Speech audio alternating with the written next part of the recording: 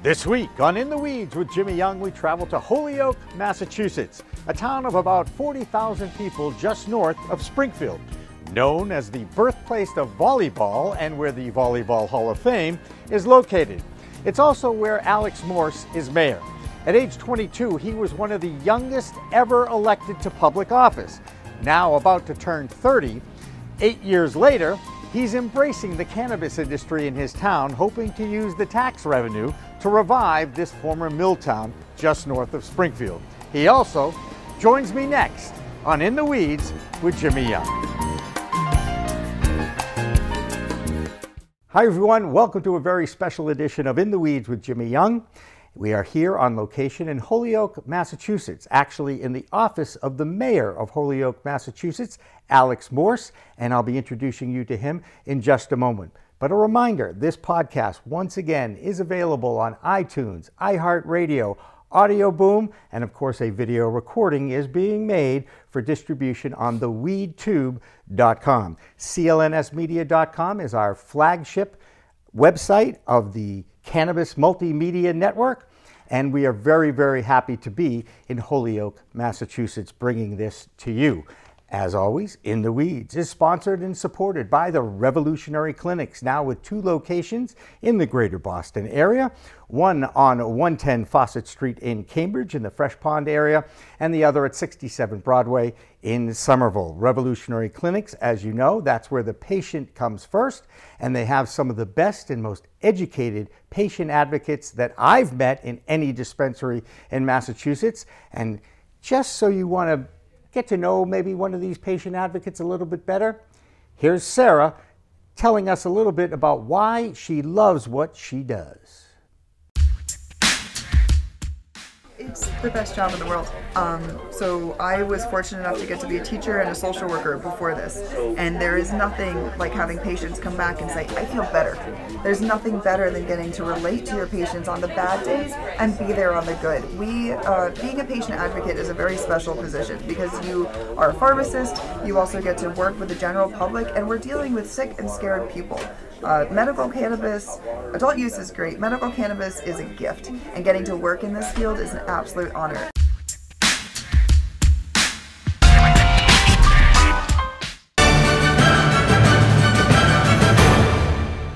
But now it is time to talk with His Honor, the Mayor, Alex Morse from Holyoke, Massachusetts. First of all, Mr. Mayor, thank you so much for welcoming us not only into your town, but into your office. I love this here. Yeah, no, welcome to Holyoke. We're always happy to host and glad you're in Holyoke today and talk about a really important topic.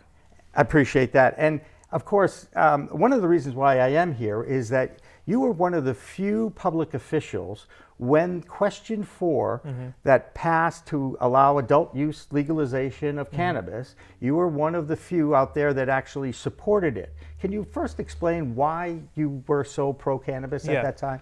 Well, thanks again for being here, Jimmy, and you are correct. In fact, in 2016, I was the first and the only mayor to publicly support Question 4, and for me, it made sense for myriad reasons. Number one, from a criminal justice aspect, the war on drugs has been a massive failure in the United States and globally, really. And so not only has it been ineffective over the last several decades, but the impact it's had on people's lives today, black and brown communities in particular.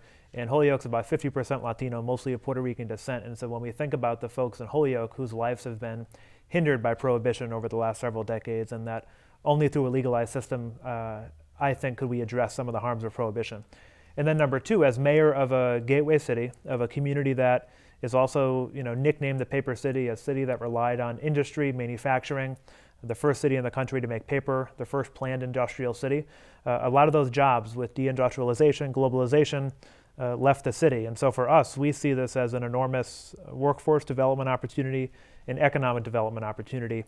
The dispensing, yes, but in particular the cultivation, the growth of cannabis in some of these old mill buildings, creating potentially hundreds of jobs for Holyoke residents and generating the income we need to continue reinvesting those things we need to invest in our communities. So when I put those two together, I thought, and when you look at the facts and the information, I mean, everybody that looks at the information and data and statistics around the cannabis industry in a tax and regulated system should come to the logical conclusion that we're better off as a society when we legalize and tax cannabis. Absolutely. You grew up in Holyoke. Born and raised, yes. You are truly a favorite son here. I am. And as a favorite son, I'm guessing that you had a very strong parental unit that helped you out. And tell me a little bit about your family and growing up in Holyoke. What was that about? Yeah, so born and raised in Holyoke, and I went through the public schools here. I was fortunate enough to become the first in my family to go on to college when I got into Brown University. And my parents, I have two other brothers. My mom was actually born in Long Island. My dad was born in Attleboro, and they both grew up here and moved here as kids. They met as teenagers at Whiting Farms, which is a public housing complex here in the city. And so they grew up relatively poor, but they worked their entire lives to move up into the middle class. My dad's worked at a meat company in Springfield for 35 years, still there. Nice. And my mom opened up a family daycare when I was born and did that for about 15 years. And so, you know, we love the city of Holyoke. Never did my parents imagine that I would one day become the mayor. You mean you didn't grow up in third grade when they asked you, what do you want to be when you grew up? You didn't say, I want to be mayor of the Not town. in the third grade, maybe in the ninth grade. Interesting. Always involved in politics and government. And my mom would always say, I don't know where you came from, Al. You know, my dad would be watching ESPN. I'd say, put on CNN. I want to know what's going on Nice. in the world. And I've always taken a liking to it, how I can give back to my community. And Holyoke, and one of the reasons I ran is people often talked about, you know, this. We used to have, you know, booming downtown, right? Mm-hmm. We used to have all these manufacturing jobs. The schools used to be great. The city used to be safe. And people had sort of resigned themselves to the fact that Holyoke's best days were behind us, right? And I watched this narrative and internalized it growing up. And you start to believe, well, am I getting a good education in the public schools? As you know, am I getting the greatest experience I can get in the city? And we're having these conversations at the very time we see the same people in elected office on the city council, on the school committee, in the mayor's office. And so for me, as I grew up and came into my own, went off to college, when tasked with what did I want to do, right? I made the decision to come back to Holyoke and run for mayor. That's amazing. And at age 22, you ran for mayor and won, which is a tremendous accomplishment, you know, for your life at this point. Any regrets? Not yet. Okay, good. I mean, not today. Not today, that's cool. Yeah. How, I would guess, you're 22 years old, you're running for mayor in your hometown. You had to galvanize your friends and family, the family's friends and all this. Yeah. Did you expect to win that race?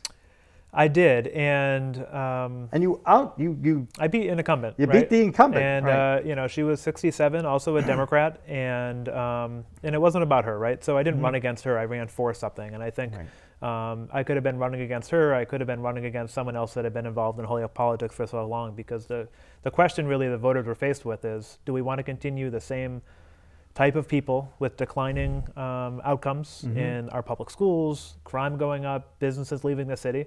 Or do you want to believe in a different direction for the city, right? A long-term vision, someone that had the passion, the energy, and the ideas to really get this city moving again. And so I think when I announced I was 21, people thought, well, you know, that's nice. A young person wants to get involved in politics. It's great. It'd be a great experience. Send a message, good experience. You know, you're not going to win this time, but you know, it'll set you up for a nice city council run the next time around. And I knew that I didn't want to do this for fun, right? Like I wanted to win it. I'm in it to win it. I wanted to run, and I knew that if I was going to do it, I needed to have great people around me, and I was going to work harder than anyone else. And that's what I did. I mean, we knocked on thousands of doors. I mean, people who've lived in Holyoke their entire lives, for the first time they had a candidate for mayor knock on their door, sit in their kitchens with them, in their living rooms, have conversations. We mobilized young people for the first time. We got the Latino community really engaged and represented in our campaigns. So it really was a true grassroots campaign, identifying our voters and getting them out to vote. And that made the difference. For too long in Holyoke, it was about who you know, what family you come from, folks sitting around in a boardroom and calling each other to put a sign up. But it's really about having those one-on-one conversations with people and also providing a vision as to why you want to be mayor and where you think the city can go. And I think my opponents over the last 7 or 8 years have failed because they run against me instead of outlining as to why they want to be in this office. And that, by the way, that's one of the things that drives me nuts about politics, especially when it becomes the presidential world. The negative ads that run, I think they should be outlawed, to be honest with you. I don't want to hear what you're doing wrong. I want you tell me what you're going to do once and if you get this job. And you find the voter, and the data suggests too that when you're running, when you're excited about a candidate, you're not just upset about one candidate. You're much more likely to vote. You're much more likely to energize voters to come out when they're excited about voting for someone or for an issue that they're passionate about. So you can't scare people into voting. It just doesn't work. Right. And now you're in your fourth term. Fourth term, yep. And it was a 2-year term, but now we're going for 4. Yes. So I did 3 2-year terms, and then in 2015, the voters were kind enough to vote in support of a 4-year term. And so when I won my 4th term in 2017, I won my first 4-year term in the city's history. Congratulations. Yeah, thank you. You know what? You're very well spoken, and the fact that you went to Brown University, I'm not going to hold that against you. I'm not an Ivy Leaguer, but I did go to Tufts. So, you know, very good school. It is a very good school. I appreciate that. And I was out there the other day. The role that you see cannabis playing in your town, and I really want to talk more about where the tax revenue, where you think the tax revenue should go, and once we actually have a recreational facility in town. Where I think the tax revenue from the cannabis industry where should it go? Where are you going to, you know what? Here's a bundle of money, Mr. Mayor, and it's found money, if you will. Where do you see the spend? Where do you think it should be spent? Well, I think it's twofold, and I think we need to understand the economic reality of small cities like Holyoke that I think are chronically underfunded, where property values are lower, and so that has an impact on our school system, and also just maintaining public services, police, fire, Department of Public Works, the basic things that people expect from a city, right? So we, over the years, as I alluded to before, have seen economic downturn over the last several decades, and now over the last decade we've seen a resurgence of small cities like Holyoke. People want to get back to an urban community. They want transit-oriented development. And so we've invested a lot in public infrastructure. We still have more to do, but the cannabis industry in particular has replaced a lot of the jobs and industry that the city once relied on for its revenue stream to provide that level of public services that we provide and that residents are able to enjoy. And so first and foremost, I think it's making sure we can maintain the level of service we have. Second is how do we look towards the future and continue reinvesting in our community? So that's everything from public infrastructure projects. We've done 2 phases of the Canal Walk, which is a public infrastructure pathway along our 3 levels of downtown canals that helps spur retail and commercial development, restaurants, art galleries, new housing projects. That's one example, continuing projects like that, reinvesting in our public schools. I was at an event last week in Boston. Our public schools, due to the outdated school funding formula, our schools are underfunded nearly $20 million, and so making sure every child, no matter where you come from, get a great education in the Holyoke Public Schools, continuing to invest in public safety. Holyoke is a community that is doing well given the resources we have, but we could be doing so much more if we had more funds to invest in those things that other communities have the luxury of doing. Do you know, and it's funny, I've done a lot of research, a little bit of research anyway, on Holyoke and the town and the history. I understand property values have gone up under your administration, or sitting as Mr. Mayor. That's a great thing. Interesting story, I'm at seeing a doctor yesterday, and there was a new reading initiative moving into the same space. And on the dry erase board was the Holyoke Public Schools. And it was a K-6 reading program. And anyone who knows anything about education knows you have to start early and embrace the learning experience and create it. So I know that the Holyoke Public Schools are being proactive because I met this group that does early growth reading. And over the last 7 years, it's been a priority of our administration. So, the birth to 7 years old in particular, so by 3rd grade, making sure that young people are on track for literacy. And you look at 3rd grade reading scores, and that's oftentimes the determinant as to, whether or not this young person's going to be successful, graduate from high school and go into college. And, you have prison companies or whatnot looking at these third grade reading scores and predicting how many spaces they'll need for our young people, which is criminal, right? So I mean, our zip codes unfortunately dictate oftentimes the destiny of our young people, and so those are the things that we need to care about, is how can we change the outcomes for young people in our community before it gets to those points. So yeah, early literacy is definitely something that we've focused on. That's great. And you've created some jobs because of the cannabis industry too. Oh yeah. You have there's a grow facility in Green Thumb, I think it's called? GTI, yep. GTI. Down on Appleton Street. And you took a big mill building and said, grow your stuff here. Yeah, I mean, it's a great example, right? So we have, a couple of years ago, we had about 1.5 million square feet of vacant mill space in the downtown. Yep. So think about that. So that was 1.5 million square feet. I mean, that's almost a neighborhood in New York, right? So, and now you have 50,000 square feet of vacant space that once provided jobs and revenue to the city, a living wage for folks, and now it's reoccupied. You had GTI invest $10 million in that space, making it a state-of-the-art cannabis grow facility. You have 50 residents, mostly Holyoke residents, who live in that neighborhood, being able to walk to work, get a living wage. They're proud of what they do, and you have revenue coming back to the city, not only in the form of commercial taxes, but the revenue via the host community agreement. And so it's a win-win, right? And it fits into the neighborhood. They are good corporate citizens, and they're looking to continue investing in our community. And that's just one 50,000 square foot facility. Right now we have 7 companies that have been approved locally for a special permit. We have 13 companies that I've executed a host community agreement with. And then we have 31 companies in total that have expressed strong interest in coming to Holyoke, many of which have options on properties but are waiting to go through the local approval process and or the state Cannabis Control Commission process.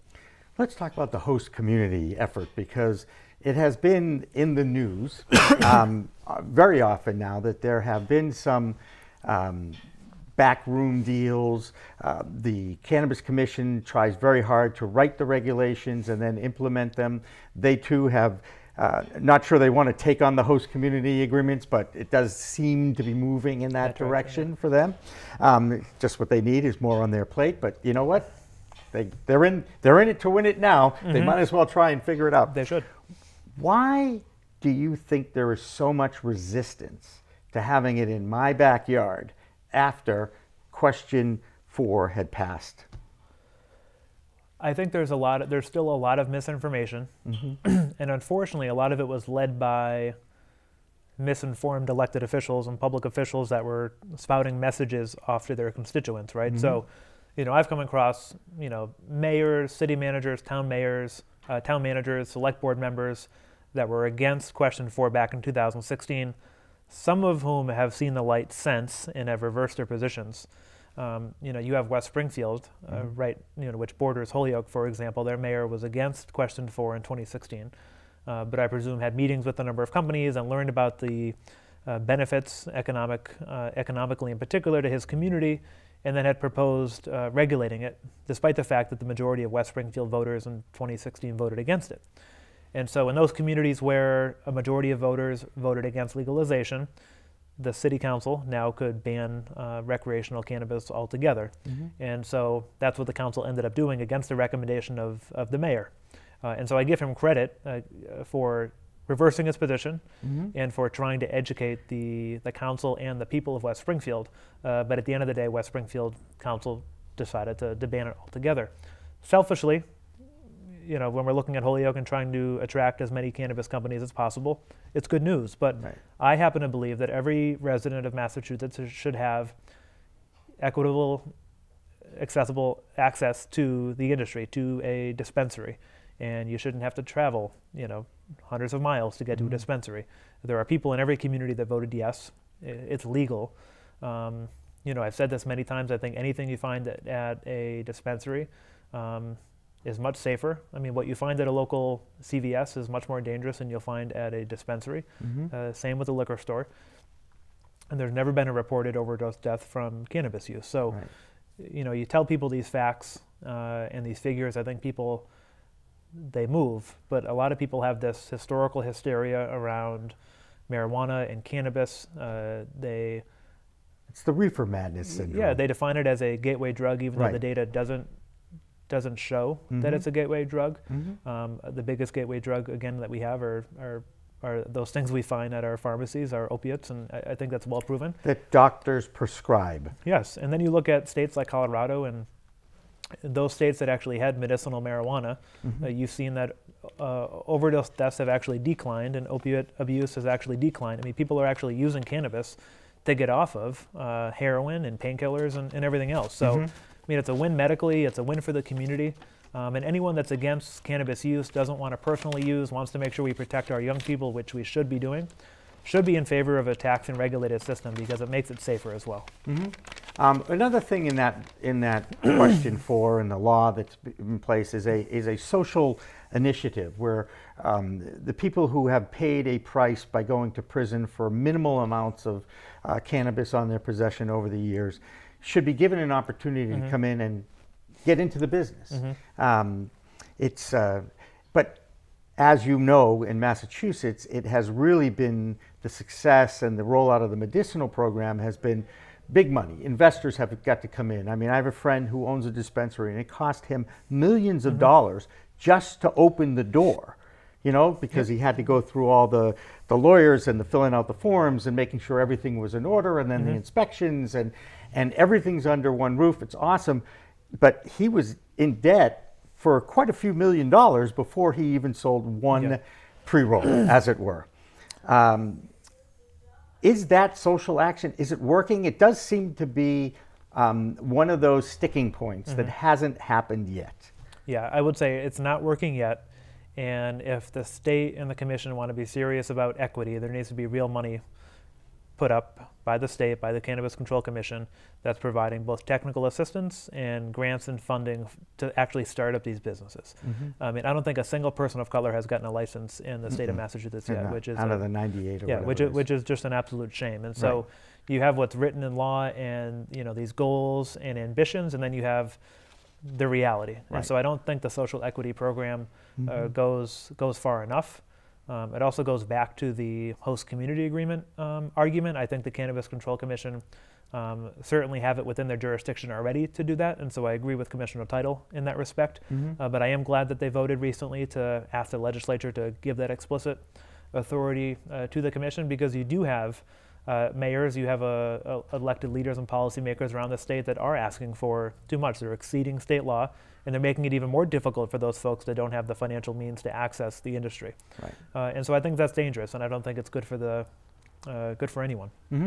Now, in the past week, there has been an event in the cannabis business that was predicted all along, that once the industry launched and had some success, other companies might come in and buy them out. I'm talking about Netta. And sure enough, another group that has dispensaries on the West Coast, and I think they're out of Georgia, is where their base is, comes in, offers Netta a whole boatload of money. But we don't know how much money, right? No, I have not heard. Do you know? No, they said that they... Lots. That's what I figured. Someone's making a lot of money. Right, and I hope that there's some kind of a trickle-down effect to this, but because the same people will be operating the business that have really done a lot of sweat equity just to get this thing launched. So I think that's a good thing. Certainly a business decision like that. Do you see that, is that going to be a trend? Are we going to see more of that, do you think? More out-of-state people coming in and buying out the people who started it in-state? I think so. So it's not surprising what happened in Northampton with Netta. I think it was surprising with how quickly it happened, right? So, I mean, people saw that. And I mean, they opened November 20th for rec, and it's January and they've sold, right? Yeah, it's happened very quickly, much quicker than I and others expected. I think we'll continue to see it. It's not only that they're coming in and buying companies after. I mean, even in Holyoke's case, I mean, GTI is a national company. I mean, granted, I'm thankful that a company that was organized and legitimate and knew how to enter the industry was the first company to go through the process, because it helped set the tone here with our city council, our legislative branch, that there is a good way to do this that's professional. It helped us get the business community on board, the Chamber of Commerce, to see this more as a business and industry. And so that helps set the tone. But again, how do we be more explicit about making sure there's licenses, that there's funding, that there's technical assistance for those companies that are based here in Massachusetts, started by Massachusetts residents, and are benefiting our community locally? Yeah, and we're starting to see it. I don't know, is there any recreational licensees up in the Holyoke area? Are we looking at any retail operations going to open at any time? Yeah, so we have 4 recreational dispensaries that have been approved by the city council for a special permit, have gone through site plan review. And so all of them, as far as I'm concerned, are still going through the state licensing process. So we expect and we hope that there's at least a couple open in 2019. And we expect to see a number of more grow facilities as well. Frustration about the slow rollout of this, or is it more that the governor of our Commonwealth wanted it this way? He really wanted us, the Commonwealth of Massachusetts, to crawl before they walk, before they run. Have you seen that? Do you agree with that, or do you see that the Cannabis Commission is doing the best job they can, considering they're writing all these regulations from scratch? I think the Cannabis Commission is doing the best they can with the restrictions and the political pressure that has been put on them by the governor and other elected officials. I do think it was unfortunate that a handful of state legislators, after legalization passed, voted in informal session to delay implementation by several months. I thought that was ridiculous. It's counter to democracy, isn't it? Not only counter to democracy, but if you wanted to write the regulations, if you wanted to take the lead on this, then you could have passed this through legislation, right? So not only do you punt completely because you don't understand the industry, the voters have to do it, and then after the voters do it, now all of a sudden you want to tell everybody else how to actually write the legislation and how you want it, when you could have done that in the first place. So we need to stop following and start leading on some of these big issues. I mean, Massachusetts touts itself on being #1 and #2 and everything, but we're behind when it comes to big issues like cannabis. And now you look at the industry, and we see district attorneys, attorneys general, state leaders across the country universally expunging records of folks that have been affected by what's legal now, right? And I haven't seen such action here in Massachusetts, and so it's been disappointing to see lack of action on this across the Commonwealth, frankly. And I totally support that as well. Let's talk nationally for a minute, because I read a dozen newsletters every day of the various media that we probably, most pro-cannabis people will read and get up to speed on what's going on around the country. There's a financial investment in the lobbying effort in Washington, D.C. Of course, right now the federal government is being shut down, so nothing's getting done. But I'm going out on a limb thinking there's lobbying being done, because people are still looking for something to do every day. They're not just sitting at home trying to answer phones or whatever. Do you see, over the next 6 months, I'm going to say 6 months, an opportunity to reschedule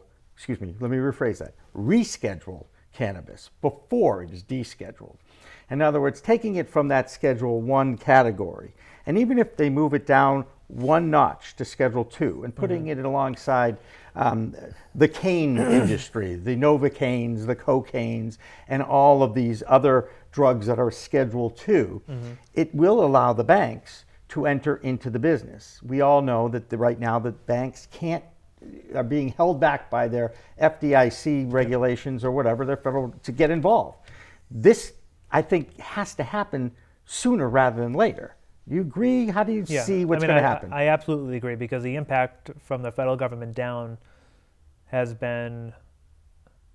just had a negative impact, right? So, for example, we're trying to develop a workforce training program with our community colleges, and we've been able to do that partnering with C3RN, a few other organizations in the state. So we'll have one of the first workforce training programs specific to the cannabis industry with our community college. Nice. So we've had to be incredibly careful around how we fund that program, how we form it, who's involved, to make sure we don't put the college in jeopardy, right? Right. And then second, we have a network of the one-stop career centers around the Commonwealth, now called Mass Hire. So you have Mass Hire at Springfield, Mass Hire Holyoke, And so they can't even be involved in helping the local cannabis companies find talent. And so that typically is one of our biggest avenues to identify talent locally and match them up with the positions that are available.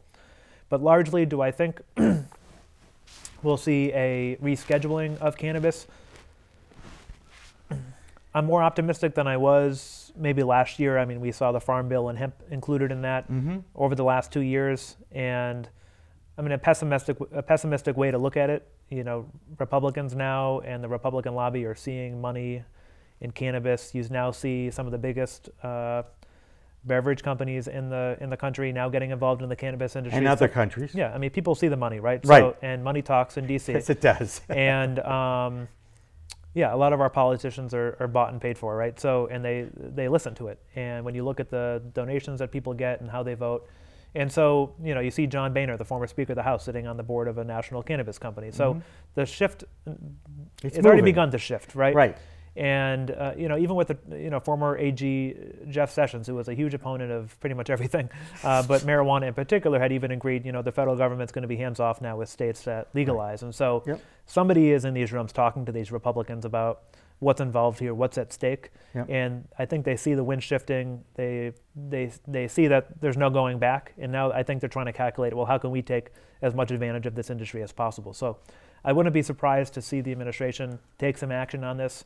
There's been some public commentary here and there that suggests so, but the sooner the better. And I don't think we can wait until after 2020 to see a difference here. Right, and I think it is amazing for someone my age, who was a child of the 60s and 70s and the counterculture and the protest era and all that. My home state has it legal now. I mean, and I'll be honest with you, and I'm all very honest on my show. I confess to a lot of things that I've done over the years.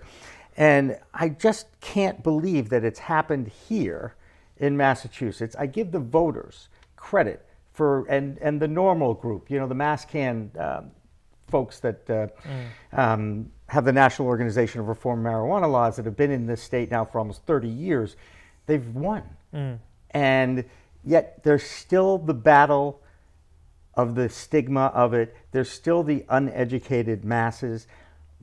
One of the things that I wave my flag about, why aren't we seeing a public service announcement campaign about the benefits of cannabinoids? Again, you mentioned the Farm Bill. Hemp has 0.3% THC, the psychoactive chemical, in the plant. It's the same plant. They're going to look the same, but one's going to be producing a different quality of flower than the other. One will have a psychoactive, one will not have a psychoactive component. Why is it money? Is everything come down to money? Is it that the Cannabis Commission just doesn't have it in their budget to put together this public service campaign? Or is there not there is industry money because they're paying lobbyists in Washington to move forward on more reform? Why do you think there's still that hesitancy to do a public education campaign? And you're talking about a public education campaign that media. I'm talking that focuses on telling people what? First of all, I get the law that yes, we need to educate people about the law, but about how to use this stuff and what are the benefits of it. And if you do suffer from arthritis or you do suffer from seizures, you can find relief using this product medicinally.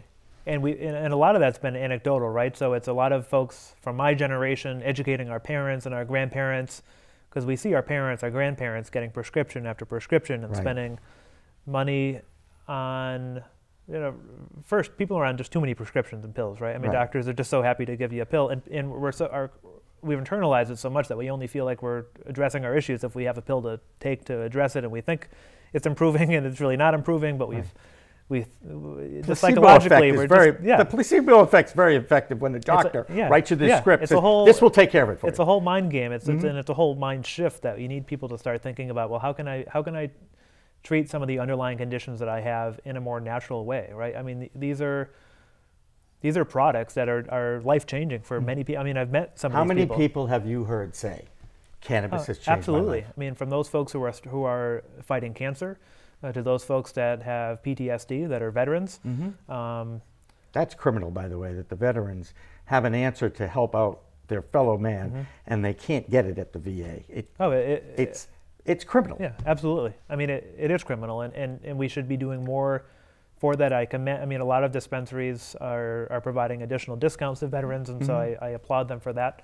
But more needs to be done with benefits and insurance, and we just have a long way to go, right? I mean, for folks that actually acknowledge what the power of this plant.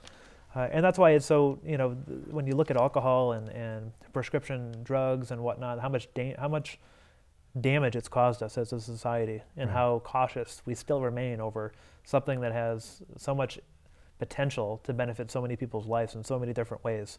And a lot of the public dollars, unfortunately, have been used, well, fortunately, but also at the expense, I think, of investing dollars elsewhere, is, yes, don't use cannabis if you're under the age of 21, and here the impact on your brain, and all of that is good, and we should continue to invest in those ad campaigns. But how, again, do we target those folks in our community that would most benefit from the use of medical marijuana?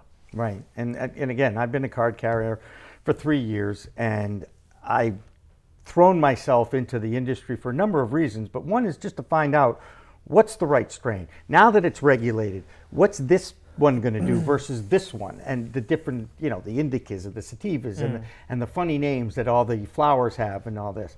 And it's helped. It definitely has helped me manage my chronic pain. It does not get rid of your pain. It helps you manage it, which is so important. Anyone who suffers from chronic pain should certainly look into this.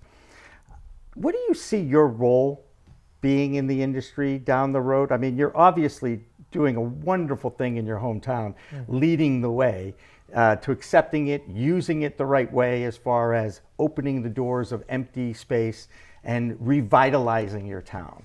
What do you think your role could be in this? Yeah, I don't think my role in cannabis is limited to what's happening here in Holyoke, and that's why during 2016 I traveled around the state. I met with editorial boards of newspapers to convince them to endorse the legalization, to educate their readership as to why this was important on many different levels. It's why I was in Boston, and I lobbied folks and talked to voters outside of Holyoke, not just in Holyoke, as to why I support this. And now, I was on a panel a few weeks ago in Boston with the Mass Municipal Association talking about our host community agreement, which, by the way, is very fair. It's standard, very simple to execute. We're not extorting companies. 3% max? Yep. Right? And looking at getting rid of that if it's different types of research. We want to make it as accessible as possible, and we're not treating others differently based on different things. I mean, you said that the industry is investing in lobbyists in DC. You have industry investing in lobbyists just to talk to mayors and councilors, and what a waste of money, right? Right. Make an appointment, come in, we'll talk about your business, and we'll make it happen if you want to be here. Right. And companies come in and they say, it's so refreshing. I don't have to pay a lobbyist to get a meeting with the mayor or with a councilor, or you actually want us to be here, and it doesn't have to be a battle, right? Right. And so now, so on that panel, for example, this is how we're regulating it in Holyoke. This is why I've embraced it. These are the benefits. These are some of the challenges and how we've addressed them. And so I've done that here in Massachusetts. I've also been invited elsewhere in those states that are considering legalizing, and a lot of the governmental officials, mayors in particular, are concerned about the local impact. And if I, as a mayor here in Massachusetts that is now has legal cannabis, can assuage some of those fears or concerns, talk about the way it's been rolled out, how to see it as an economic and workforce development opportunity, I think I can potentially be useful in paving the way for legalization in other places, not just here in Massachusetts. Oh, that's great. Let's talk about the liberal arts colleges that are struggling. You mentioned you have a community college that is embracing it a little bit and starting to train people. And there are so many different aspects of this industry. There's the economy, obvious. There's botany. There's the legal side of things. There's so many different elements that lend itself to education.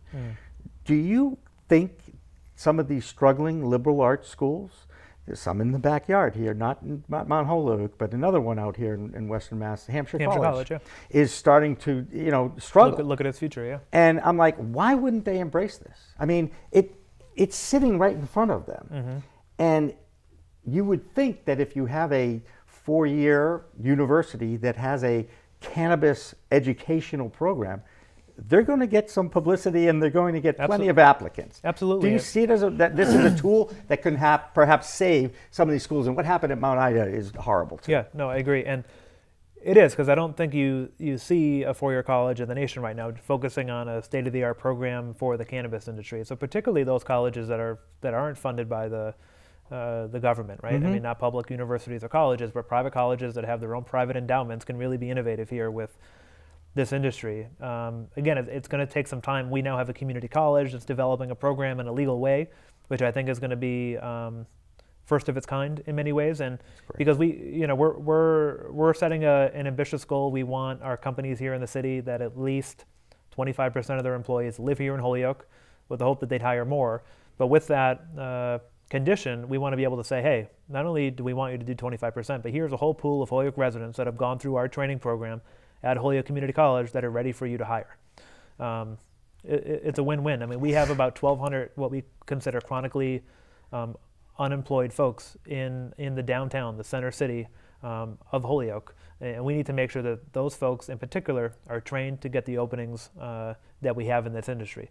We don't want folks from the outskirts of town or even out of town to come in and fill all of those positions. So we feel incumbent upon us to make sure that residents have access to that industry. So, for colleges like Hampshire, other universities, they should certainly be looking into workforce. I mean, liberal arts colleges oftentimes pride themselves on, maybe not so much focusing on a technical, like this is going to be your job. Hampshire's also been known to be very out of the box and creative and innovative. No grades, right? No grades. Although we didn't, I mean, we had grades at Brown, but it was yes, you did have grades, a little different, and at Tufts too. I might add. Yeah. By the way, how many resumes do you look at of college students who graduate and they put their GPAs on their resumes? Does that really make that much of a difference when it comes to hiring the right person? I don't even look at the GPA. Thank you very much. Well, it's funny, at Brown we didn't do GPAs really, and you didn't do class rank, and so that's interesting. It was very collaborative, everybody worked together. Let's teach these people things and skills that they can use in the real world.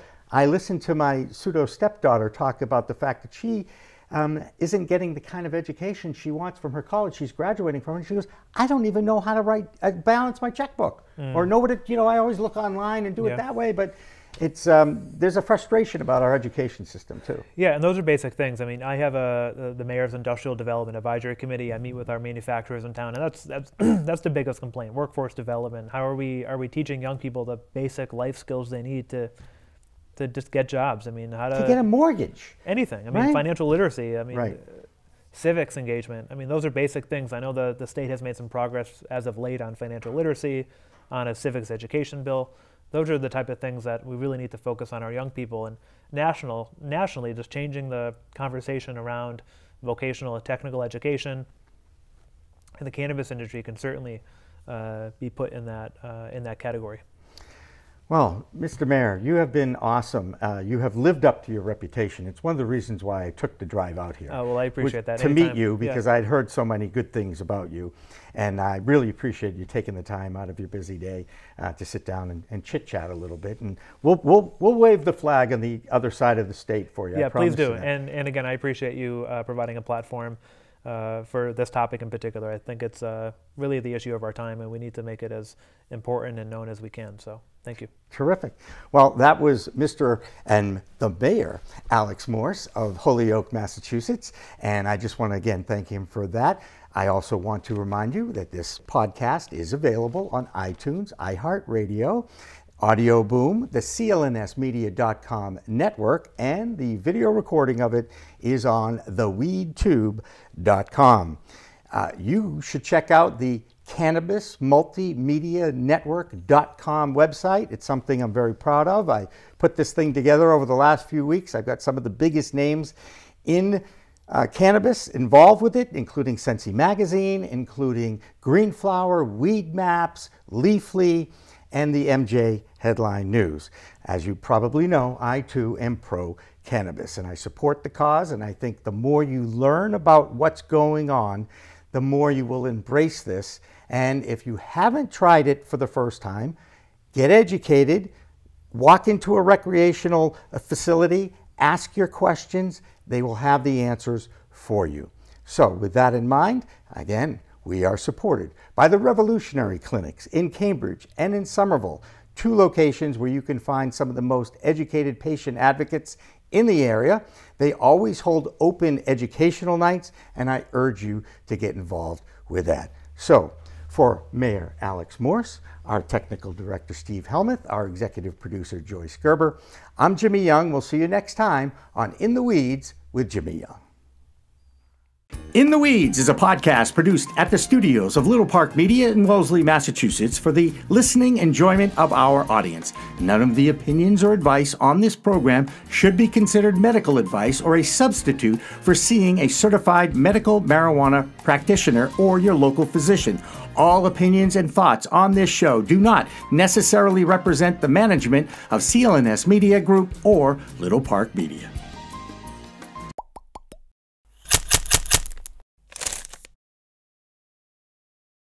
This is CMN, the Cannabis Multimedia Network.